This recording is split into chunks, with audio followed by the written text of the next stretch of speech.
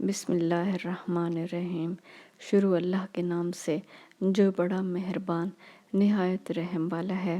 قبر میں میت کے کیا کیا چیزیں کام آتی ہیں؟ آپ صلی اللہ علیہ وآلہ وسلم نے فرمایا 4 چیزیں ہیں جن کا ثواب مرنے کے بعد بھی میت کو ملتا ہے۔ ایک وہ چیز جو اللہ کی راہ میں خرچ کی جائے۔ نمبر 2، جس نے کسی شخص کو علم سکھایا ہو۔ نمبر 3، صدقہ جب تک جاری رہے۔ نمبر 4، نیک اولاد جو ماں باپ کے لیے دعا کرے۔ حضرت سفیان ثوری رحمۃ اللہ علیہ کہتے ہیں کہ مردے بنسبت زندوں کے دعا کے زیادہ محتاج ہیں۔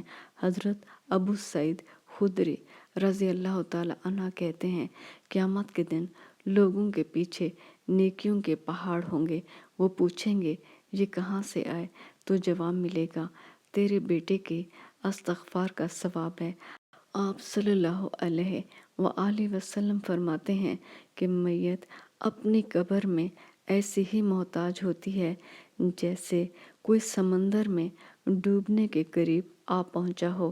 پھر فرمایا کہ میت کو قبر میں ان تحفوں کا بڑا انتظار رہتا ہے جو اس کے ماں باپ یا بہن بھائی وغیرہ کی طرف سے پہنچتا ہے۔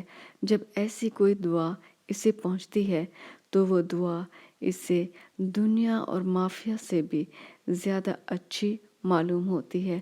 اللہ تعالیٰ یہ دعائیں مرنے والے کے سامنے پہاڑوں کے برابر ثواب کی صورت میں منتقل کر کے عطا کرتا ہے۔